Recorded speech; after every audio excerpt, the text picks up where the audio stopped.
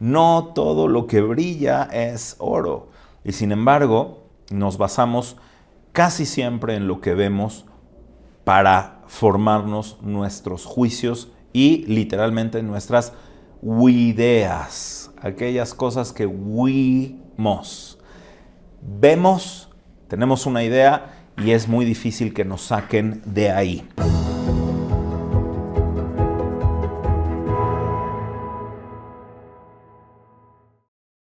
Hola a todos, ¿cómo están? Qué gusto, estamos aquí retomando una idea que dio muchos frutos en su momento, que son las clases virtuales. Bendito Dios, dimos un espacio para que las clases dejaran de ser virtuales y volvieran a ser presenciales, pero queremos retomar la idea de hacer una clase virtual, probablemente una vez a la semana. Vamos a comenzar esta noche con un tema definitivamente apasionante que nos va a ayudar a entender uno de los conceptos esenciales del judaísmo. Vamos a hablar de qué son las ideas, de qué es el entendimiento, de cómo ampliar nuestro pensamiento para no solamente dejarnos guiar por lo que vemos, por las ideas personales o las ideas de otros, sino poder formarnos a nosotros mismos nuestra capacidad de entendimiento. Vamos a escuchar para poder entender y entonces saber. Comenzamos.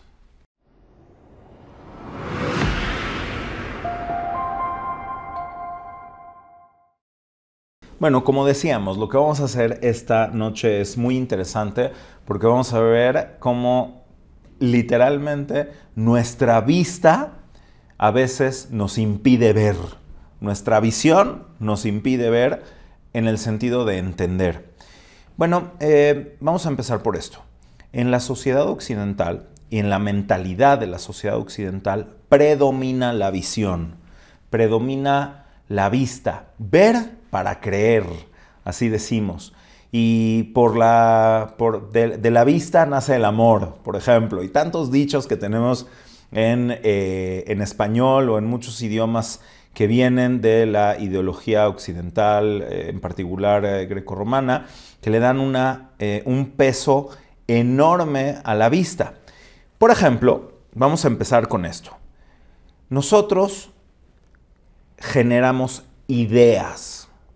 Hay ideas, hay ideologías, hay aspectos ideales, hay incluso también idolatría. Vamos a ver cuál es la relación entre todo esto. Y ni siquiera nos damos cuenta de que todas estas cosas están relacionadas. Vamos a ver cómo es que se relacionan, de qué se trata, cuál es esta relación. Pues vamos a empezar por acá. Creo que es una buena manera de empezar a sacar el hilo y entender. ¿De dónde sale la palabra, por ejemplo, video? Esto es un video. Este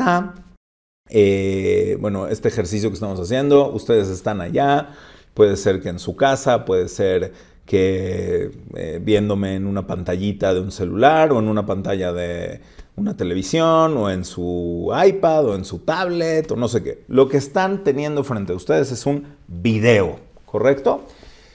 Esta palabra, la palabra video, viene literalmente del latín video. En el latín antiguo, ustedes saben que no es como hoy en día que la V se dice V o se decía V, se decía U, como una W. Por eso la famosa frase de vidi, vini, vinci no es así. En latín antiguo era widi, wini, wini, widi, winky. ¿Sí? Vine, vi, vencí. Winnie, widi, vinky. La segunda palabra de esta frase, widi, es ver. Video, en latín se decía video, ver. Esto es lo que significa la palabra, que a su vez viene del latín, que es eidea. Eidea o idea. Eidea significa literalmente yo vi. Eidea. idea. Lo cual implica que en nuestra sociedad, entendamos esto o no lo entendamos, basamos nuestras ideas, nuestros pensamientos en lo que vemos. Y nos dejamos guiar, nos dejamos a veces engañar por la vista. Hay muchas cosas que pudiéramos dar como ejemplo, pero la Torá requiere de 2 testigos que hayan visto algo, que hayan presenciado algo para poder dar un testimonio. No alcanza con una persona. ¿Por qué? Porque muchas veces lo que nosotros vemos no es la realidad objetiva. De hecho, casi nunca. La realidad que tú ves probablemente no sea lo que ve otra persona. La perspectiva implica algo, pero también todo lo que nosotros tenemos como ideas preconcebidas, ideas preestablecidas, que nos hacen interpretar o literalmente ver cosas que no pasaron. Por esto es tan importante no juzgar solamente por lo que estamos viendo, por el espacio que estamos viendo. Pero esto es un problema, porque la fuerza o el sentido que más fuerza ejerce en nuestra mente, sin duda, es la vista. Todos los que tenemos la enorme bendición de poder tener vista, aún los que tenemos que usar lentes y aún los que tenemos lentes de contacto puestos y no estoy viendo bien con mis lentes, pero bendito Dios, vemos. Entonces es una enorme bendición. Pero a veces esa capacidad visual, cuando está desequilibrada de la mente, nos causa juzgar y generar ideas falsas. Vamos a seguir con la palabra video, con la palabra idea. En otro idioma también relacionado con las lenguas indoeuropeas, podemos encontrar en el sánscrito, podemos encontrar la palabra Veda. La palabra Veda significa literalmente yo sé. Para quien sepa un poco de las culturas orientales, Vedas o los Vedas o Vedas significa sabiduría. Significa el que sabe, significa el que entiende. Pero esto viene de yo vi. En alemán, wissen significa saber. Y está relacionado exactamente con lo mismo, con la misma raíz etimológica. Wissen, ya estamos a un paso de la palabra wisdom en inglés. Wisdom es como sabiduría, como entendimiento. Pero estamos todo el tiempo hablando de lo mismo, de ver ideas generadas por una visión que está sesgada, que te engaña. ¿Por qué nos engaña la vista? Porque nuestra mente es la que interpreta lo que vemos. Nosotros, de verdad, a ver, vamos a tomar un ejercicio muy simple, muy sencillo. Cuando tú ves a lo lejos una silueta, esto me acaba de pasar, me fui la semana pasada, sano que esté, a 120 años, ustedes han escuchado que tengo a mi hijo mayor estudiando en Israel, bueno, el mediano también ya se fue hace un par de días a Israel, les mando a los dos un abrazo cariñoso, sé que van a ver esto, pero bueno, me fui con el segundo a una escapadita, a acampar una noche para poder convivir, para poder platicar, para, ya saben, esto de las nostalgias de cuando se te va un hijo de viaje. Entonces estábamos caminando de noche en un lugar donde no había nada de iluminación. Había un poco de iluminación a lo lejos. Y yo iba con mi lamparita, la lamparita que ya saben que usas para poder ver de noche, estas que son como unas bandas que te pones, muy recomendables, muy buenas para los que les gusta la onda de caminar en las montañas o de acampar. Entonces literalmente había un arbusto a unos, no sé, 300, 400 metros de distancia donde yo estaba. Y yo llegué a un punto donde juré que era una persona, porque yo estaba moviéndome, estaba caminando, y este arbusto, con respecto a la perspectiva del fondo, que había una pared, estaba caminando hacia mí. Yo me movía para allá y esto caminaba hacia mí. Y dije, oh my God, hay un ser caminando y viene directamente hacia mí. Y en lo que mi cerebro tardó 1,5 segundos en darme cuenta de que es un arbusto y no un humano, no una persona, pues obviamente te espantas, te da miedo, ¿quién es ese señor? ¿Qué quiere? ¿Por qué viene caminando hacia mí? Es un segundo y medio, pero es un segundo y medio que demuestra que tu vista te puede engañar, ¿sí? No todo lo que brilla es oro. Y sin embargo, nos basamos casi siempre en lo que vemos para formarnos nuestros juicios y literalmente nuestras ideas, aquellas cosas que vemos, tenemos una idea y es muy difícil que nos saquen de ahí. En particular, cuando Adam Arishon, Javá y Adam comieron del fruto de la conciencia sensorial, hemos hablado de esto en otras clases, no lo voy a repetir todo, pueden buscar en las clases que tenemos, lo voy a pedir a nuestro productor que nos ayude a ponerla por aquí, en algún lado que yo no entiendo cómo funcionan los pop-ups, pero se supone que sale por acá una cosa que le picas y puedes ver ese video. Pero nada más voy a retomar muy brevemente la situación de cuando Adán y Javá tenían un equilibrio entre su vista y su mente.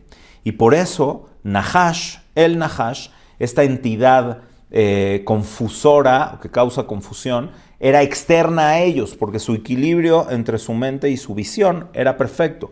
Al comer de este fruto, le permitieron a sus sentidos, al sentido del tacto, al sentido del gusto, al sentido del olfato, cobrar una importancia, una relevancia mayor a la que realmente deberían de tener sobre la mente y sobre todo a la vista. Está escrito que Javá vio el fruto en el árbol, Batere, Aisha, Ki Tov Aish Lemahal Vejitava Ula Enaim. Vio Javá que el fruto era agradable, que era comestible y que era deseable, y lo tomó y comió y también le dio a Adán. Los dos cayeron en este sentido en darle una importancia superior a los ojos, a la visión, que al pensamiento.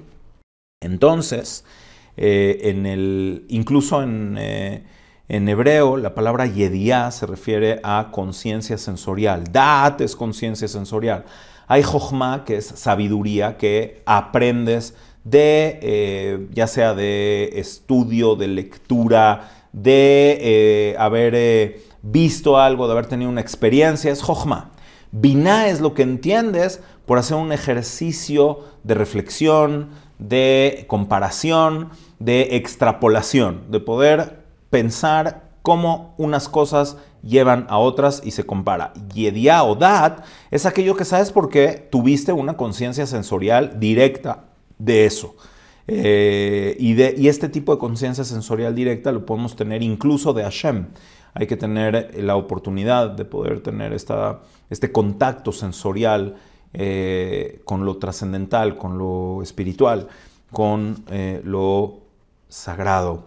Pero, por otro lado, no tenemos una vista que nos ayude a generar un juicio equilibrado. Más bien todo lo contrario. Los ojos desean, los ojos ven, el corazón desea y el resto del cuerpo comete las faltas, los pecados, porque nos entra esa información, ese impulso visual tan poderoso, tan muchas veces seductor, y esto es lo que nos impulsa, nos lleva a través de los impulsos a cometer muchos de los errores que tenemos. En la Torá, y esto lo dice Rab David Akohen, he hablado mucho de él, para quien me conozca, en su libro Kol HaNebuá, aquí lo tenemos, Kol HaNebuá, hemos hablado mucho de este libro, La Voz de la Profecía, donde habla de la fuerza de la meditación y del entendimiento de la Torá y en general de las culturas antiguas semitas, no solamente del judaísmo, que le dan una fuerza muy poderosa a escuchar. De hecho, para poder tener el contacto trascendental con Hashem hay que escuchar. Shema Israel, Adonai Eloheinu, Adonai Echad. Cuando decimos Shema Israel, cerramos los ojos, tapamos los ojos y decimos Shema Israel, escucha Israel. Escuchar no es solamente oír, es entender.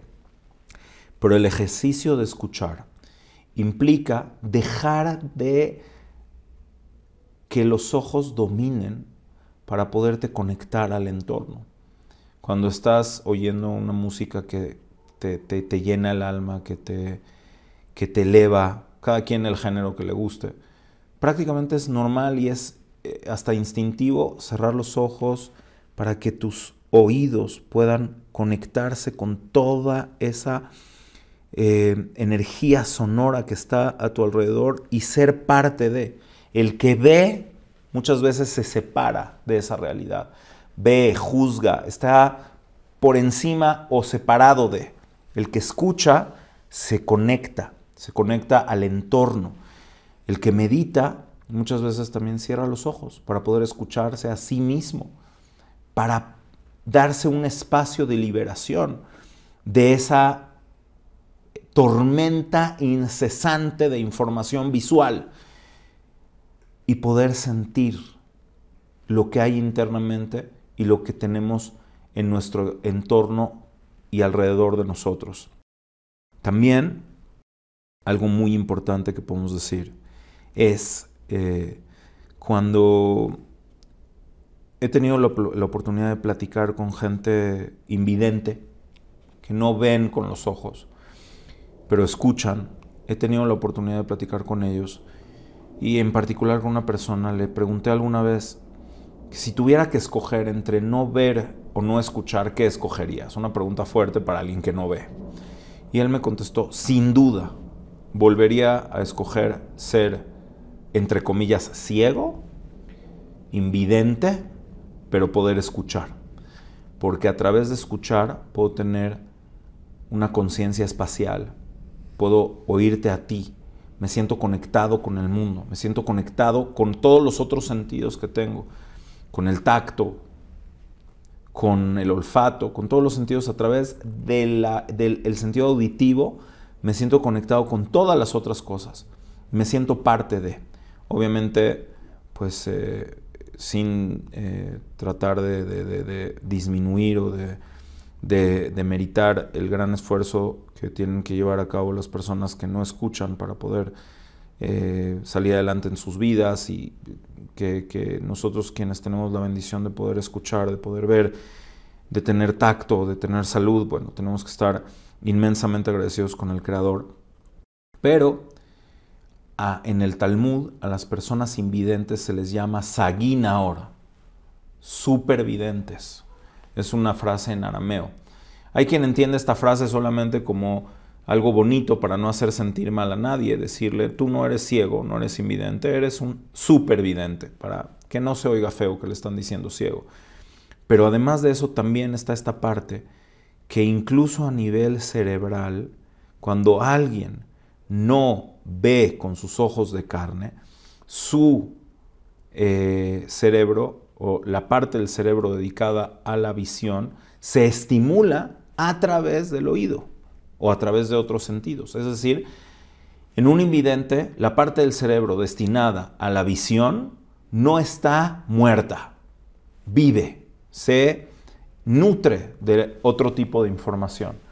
Y también, por otro lado, cuando tenemos la oportunidad de poder visualizar, soñar con una visión interna, no nada más con nuestros ojos. Muchas veces esa imagen que estamos generando en nuestra mente puede estar tanto afectada por la visión de nuestros ojos, que nuestra imaginación se bloquee y no podamos pensar en algo que vaya más allá de lo que se limita por nuestra visión. Hay que aprender a escuchar. Hay que aprender a conectarse. Hay que tener un equilibrio en la visión. La manera de recuperar el equilibrio de la mente para que los ojos no predominen es cerrar un poco los ojos, no físicamente, sino conceptualmente, para poder escuchar. Casi siempre nuestras ideas generadas por nuestra visión o ideas nos impiden entender. Tienes una idea, una ideología. tienes una ideología generada y preestablecida, muchas veces por otras personas, que te impiden escuchar a otro ser, o escuchar otra opinión, o entender, empatizar con otro ser humano, con otra persona, porque tienes una ideología. Muchas veces, en vez de educar, adoctrinamos a que nuestros hijos, nuestros alumnos, se adhieran a una ideología. Y eso solamente está a un paso de la idolatría. La idolatría está relacionada con la visión en el sentido tanto técnico, práctico, con que el que necesita tener un tótem delante de él, una imagen delante de él, para poder sentirse que se está relacionando con una deidad, está absolutamente dominado por su visión, pero también por la ideología, idolatría, que están completamente relacionadas entre lo que ves, entre el placer inmediato, entre lo que generas con ideas y la ideología intransigente, una ideología que no se escucha, una ideología que no tiene la capacidad de considerar y reconsiderar sus propias bases. Literalmente es una idolatría. Si tú tienes a una persona completamente cerrada a escuchar algo que no sea o que no se adecue a su ideología o a la educación ideológica que le hayan impuesto, esa persona es un idólatra.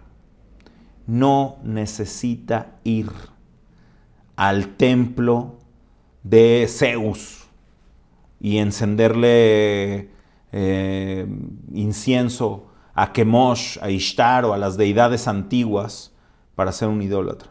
Basta con idolatrar una ideología intransigente, la que sea. Am Israel debe escuchar. Por eso hay opiniones, por eso está la Mishnah, por eso está el Talmud, por eso están las explicaciones del Tanaj, por eso están los sabios que opinan. Tu opinión es importante, lo que tú piensas, lo que tú sientes. Shema Israel, nosotros estamos dedicados a escuchar para poder ver, no para bloquear la visión, pero al tener una predominancia en nuestra capacidad de entender, porque Shemiá, entonces ya no es solamente oír y escuchar, es también entender, empatizar, sentir al otro. Eso es saber escuchar. Saber escuchar es saber entender a los demás, cerrando nuestros ojos de prejuicios para poder sentir la realidad nuestra y de otras personas.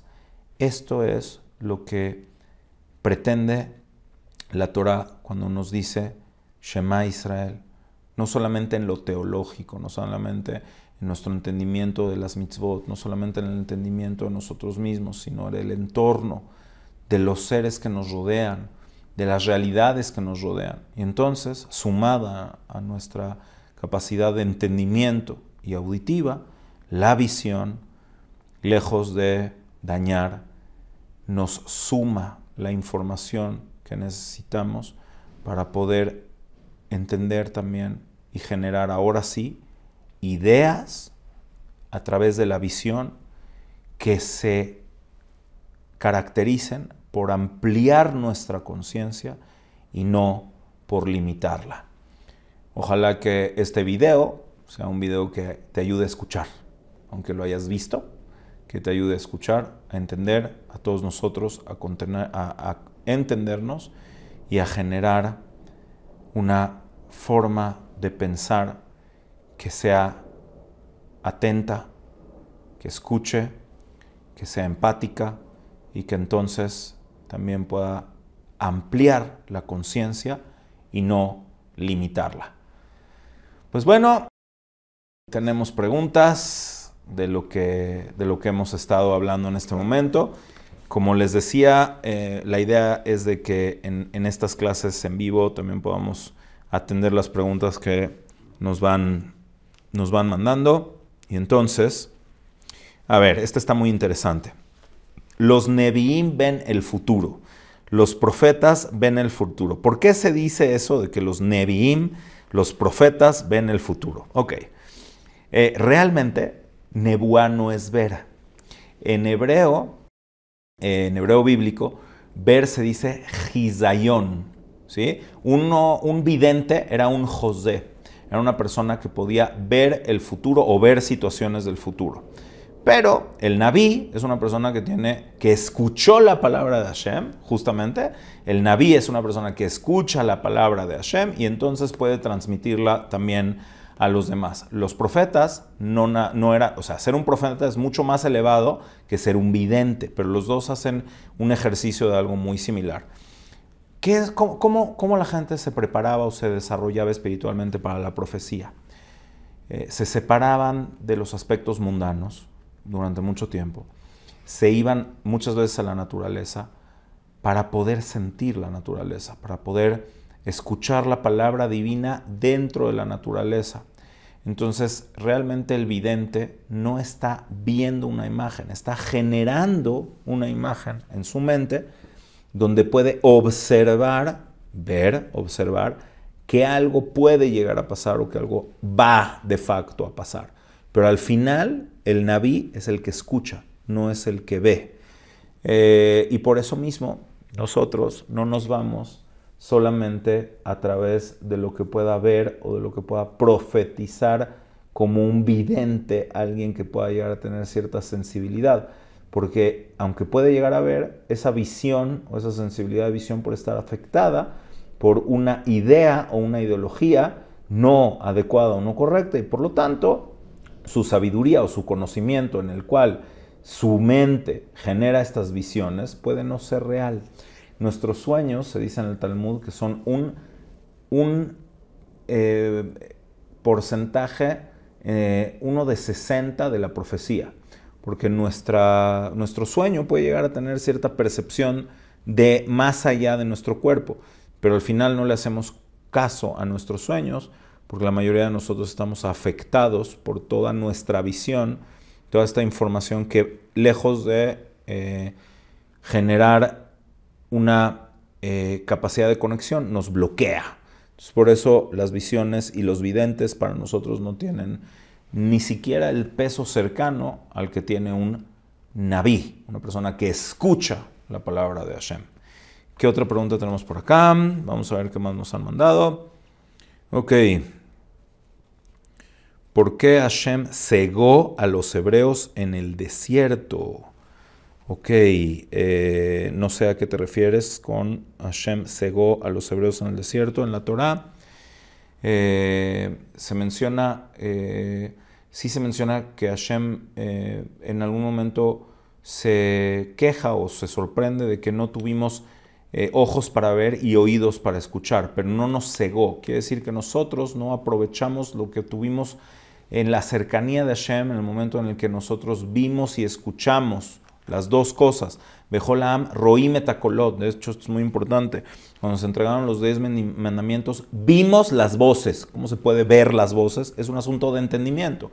Escuchamos los 10 mandamientos y eso también nos generó una visión, pero no, Hashem no nos cegó. Al contrario, nosotros fuimos los que no quisimos entender y ver las cosas que mandó Hashem en el momento en el desierto. También nos están mandando saludos. Mañana es mi cumpleaños en calendario gregoriano.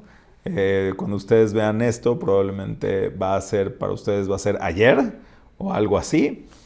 Quienes están con nosotros en vivo, están en vivo, pero quienes no están, pues va a ser, pero pues agradezco los saludos, agradezco que estén aquí con nosotros y que consideren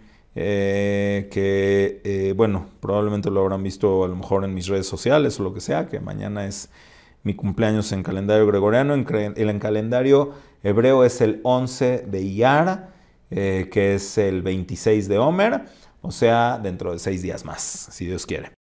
¿Qué más? ¿Por qué se besan los tzitzit en la Shema? Este está interesante. Uritem oto uzhartem et kol mitzvot Hashem ba'asitem otam. La Torah dice, tenemos que, a ver, para quien no sepa esta mitzvah, hay una de las 613 mitzvot que es ponerle unos flecos, que se llaman en hebreo tzitzit, a la ropa que tiene 4 puntas. La ropa exterior, la ropa superior que usaban los hebreos en la época de la salida de Mitzrayim y durante miles de años después de eso, siglos y siglos después de eso, era como un chal, era un vestido que tenía 4 puntas que cubría.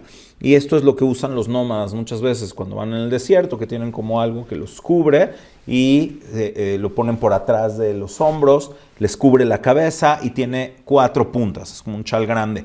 La Torah pide que a ese chal, a ese talit o talet, le pongamos unos flecos que son, se hacen con unos hilos de lana normalmente en la actualidad, y en la época del Bet HaMikdash o en la época bíblica también tenía un hilo de lino que estaba teñido con el color de tejelet. Tejelet es un color azulado, pero no el azul celeste que nosotros conocemos hoy en día.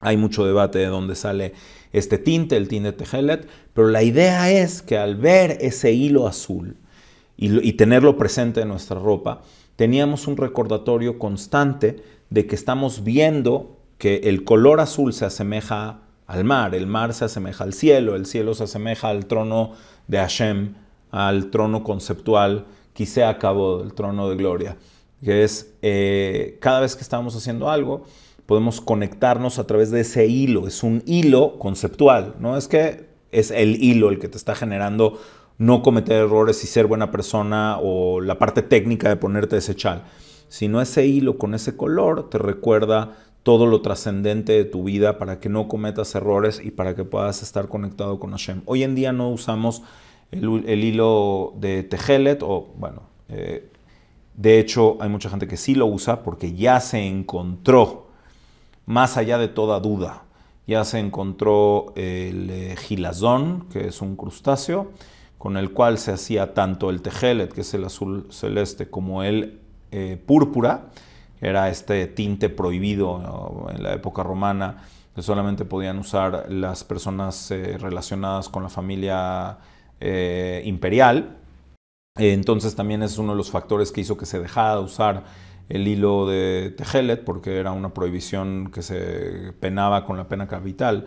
Entonces durante siglos no se usó, y hoy en día lo único que no hacemos es que si alguien va a usar tejelet, no pone el hilo de lino, porque la Torah prohíbe usar lana y lino a menos que tenga tejelet. Entonces sí se puede poner el color tejelet con el hilo de tejelet de lino junto con los otros hilos de lana. Entonces ya sea que no usemos el hilo de tejelet por la duda de si sí es o si no es, o que sí se lo pongamos, entonces la idea es recordar nuestra trascendencia. Y por eso cuando decimos todos los días en la mañana el fragmento de la Torah que menciona el tzitzit, decimos y lo verán y recordarán, y en alusión al amor que tenemos por esta mitzvah le damos un beso, tomamos el tzitzit, lo pasamos por los ojos y lo besamos cuando decimos esta frase, lo verán y recordarán todas las mitzvot de Hashem.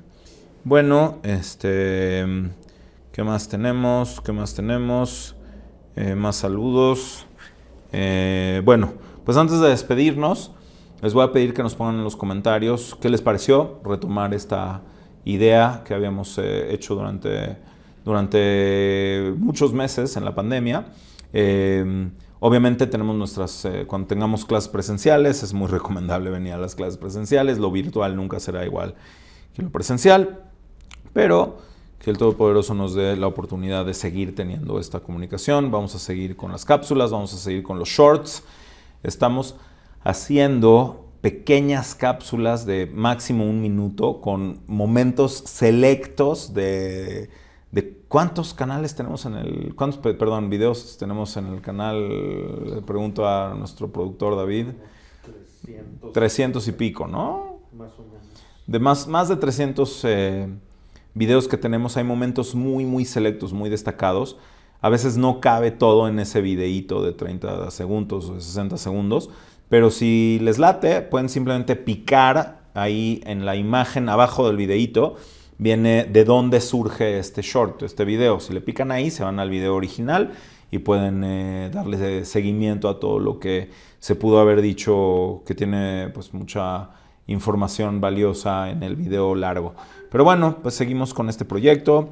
Ya saben que tuvimos 30,000 suscriptores ya, tuvimos nuestro live hace una semana y aquí seguimos, aquí estamos. Vamos a determinar el día exacto. Hoy nos tocó en miércoles, pero probablemente este tipo de contacto va a ser por ahí de lunes. Vamos a decirles el horario exacto. Ahorita fue espontáneo, salió y algunas personas se alcanzaron a conectar. Pero bueno, entonces si Dios quiere nos vemos la próxima. Que tengamos mucha bendición, que podamos escuchar, que podamos entender y ver.